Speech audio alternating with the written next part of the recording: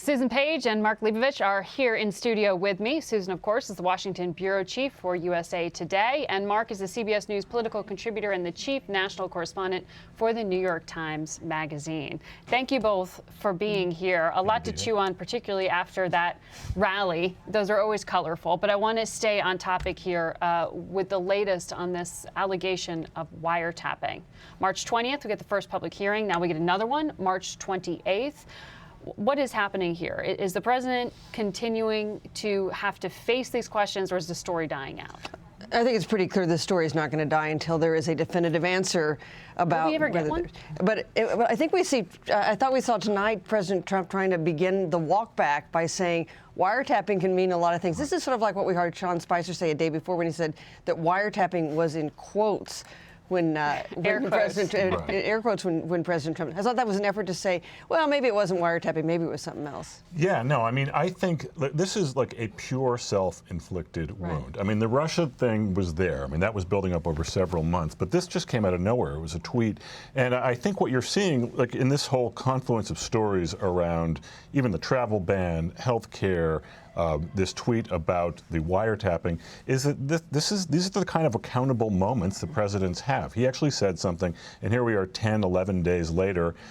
People in both parties, people who he'd think would be his allies, people who he would think would back off on this, are pressing him. And I think it's probably very annoying for him.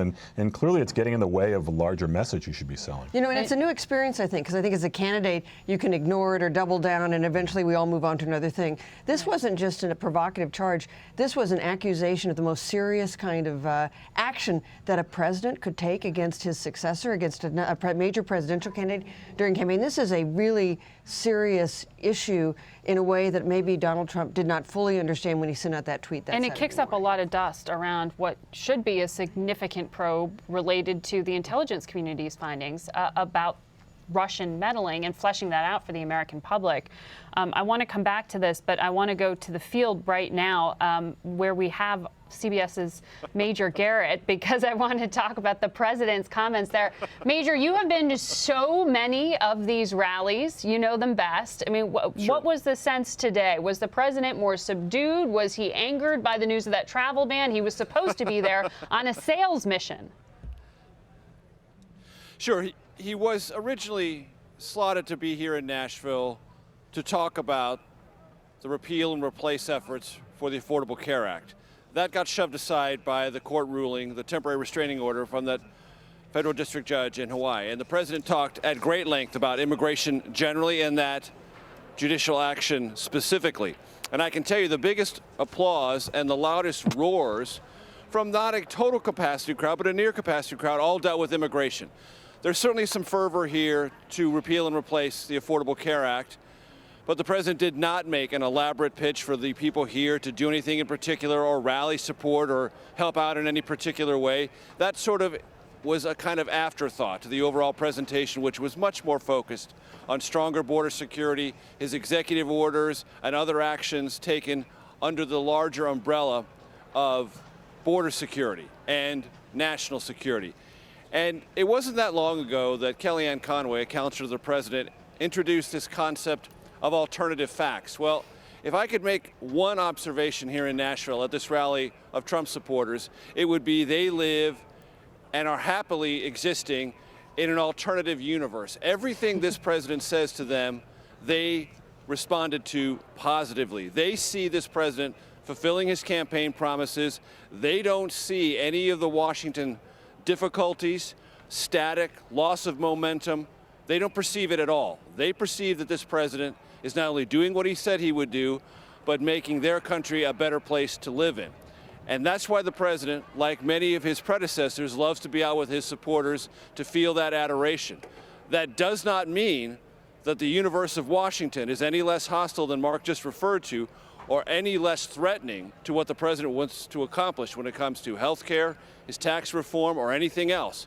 Because right now, all these various issues you just touched on in the opening, Margaret, are causing him real damage in Washington, where he has to operate and he has to win votes, retain credibility, and move his presidency forward. And all the things that you have just dissected, and are going to dissect more as this broadcast goes on, are problematic for the president on that score. Well, exactly that, Major. I mean, America First is a great bumper sticker. It is certainly a campaign slogan that really worked in that room you were in tonight. But when it comes to governing and legislating, things seem a bit messier here in Washington. We had the vice president on Capitol Hill again today trying to make another direct sales pitch. He did that earlier in Kentucky over the weekend as well. Let's listen in to some of that sound we have. Obamacare won't be around for a year or two. It's gone. So it's not like, oh, gee, they have this. Obamacare is gone. Premiums will continue to soar, double digits and even triple digits in many cases. It will drain our budget and destroy our jobs. Remember all of the broken promises? You can keep your doctor, you can keep your plan. Remember the wise guy? Remember the wise guy that essentially said, the American people, the so-called architect, the American people are stupid because they approved it? We're going to show them. Those in Congress who made these promises have no credibility whatsoever on health care. Major, do you have any sense of the people who turn out to this Trump rally, if they have a real priority set for what they want Speaker Ryan or President Trump to come up with in this health care bill? No, they just want to get it done, and on the president's terms. If the president says the final product is okay, they're going to be just fine with that, which does give the president some flexibility and some political room to maneuver. But the simple fact of the matter is this. 1 week ago, this legislation was introduced. The president endorsed it as written. And starting on Monday, when the White House began to say, you know, we're not saying this is the only vehicle, and then by Tuesday, well, we're interested in a manager's amendment. We might amend it once on the House floor. Now the House Republican leadership is talking about significant potential alterations to the legislation. Why is this happening? Because it doesn't have the votes. The president's endorsement was not enough to take the skeptics either in the moderate wing of the House Republican Conference or the much more conservative wing, the so-called Freedom Caucus members, to move them behind the president's position. So in that original and initial foray, by saying, I'm the president, this is what I want, I expect you to support it, significant numbers, large enough to defeat the bill within the House Republican Conference have said, Mr. President, respectfully, no. We need to crack this bill open and get some of our ideas in there and redraft it from what the leadership presented and what you endorsed. That process may unravel the entire legislative momentum, such as it was behind this bill. Because that's what tends to happen when everyone starts getting in there and throwing in their ideas and trying to change an intricately built legislative product in the first place. I'm not predicting this is not going to work, but it is in much greater jeopardy now than it was a week ago. And that's a simple legislative and political fact. Major Garrett, thank you for joining us there right after that Trump rally in Nashville. And I want to come back now to our panel, of course. Mark, you just heard everything Major laid out there. In any other administration, and Susan, chime in on this too, you would send out the president to be the closer.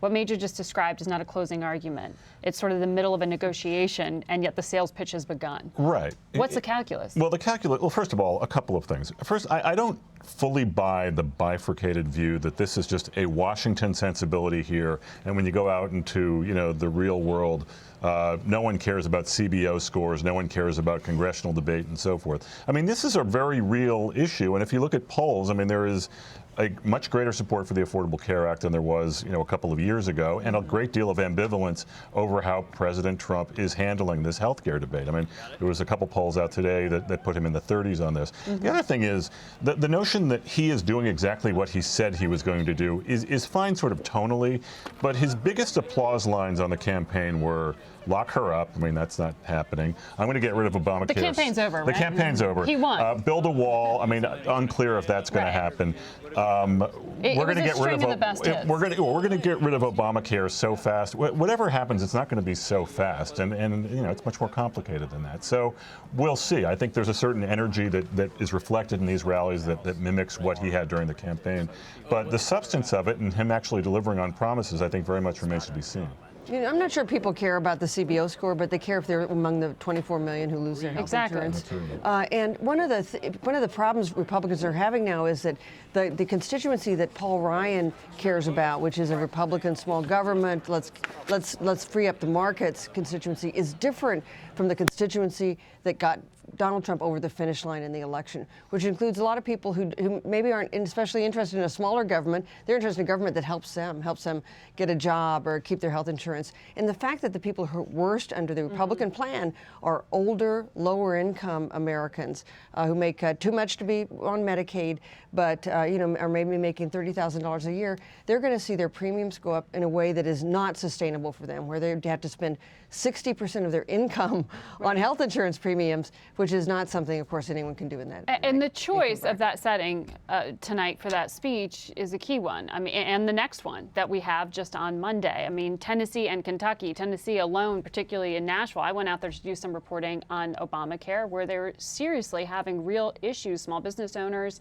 a lot of independent contractors out there who just weren't finding options as the market shrank. So that message of Obamacare is failing may resonate. But what I didn't hear the president articulate is, here's what I'm going to do for you now. There was no detail in that. There was no policy pitch in that. And as you point out, on something like this isn't about politics. This is about the kitchen table. This is healthcare. People live with that. And that's going to count in 2018 for these down ballot races. You do get a sense almost that the president would really like to sort of be able to put all this aside and sort of go to his bread and butter, which is immigration, which is any other jobs. Brand Trump. Exactly. I mean, it does not seem like an argument he's terribly having a lot of fun making. Right. His heart seems a little less in it than it would like on some other things. So, I mean, we'll see. But I mean, as Major said, I mean, this is the kind of thing that stands right in the way of everything else he wants to do. I mean, there's no turning back now. It's not like you can sort of say, all right, we've gone a few feet ahead, but now we're going to just start again and we're going to just like do a do-over and now we'll go to jobs. I mean, they're kind of stuck with this for now. Well, Susan, I think one of the bigger questions in Washington is who pays the price for this, either not getting over the finish line or not ultimately paying off. Paul Ryan has been most publicly associated with this plan that the president's out there selling, a president who is known for putting his name on a lot of things, but not calling this yet Trump care. Is that a realization by the White House that this is really risky, or why is that? It's hugely risky for all of those involved. So if the congressional Republicans, after 7 years of saying, elect to put us in power and we will repeal Obamacare, if they finally get in power, holding both houses of Congress and the White House, and they don't act, that I think is very serious for their constituency and for their credibility. But President Trump has talked about, I could just let Obamacare collapse and then the Democrats will come in and help me. Well, the problem with that political analysis is that he's the president. And I think Americans expect the president. His party controls the government. So it seems to me it's hard for him to, if the healthcare system goes into, if there's no replacement, but Obamacare continues to have problems, as it does in part because the Republican government is refusing to do some of the things that were encouraging people to sign up and so on. It seems to me he is still left with trying to lead the nation out, especially since that is his fundamental argument. I'm a businessman. I can get things done where your government leaders have been failing you. Right. Well, Susan Page, thank you very much. Mark Leibovich, always good to have you here in studio.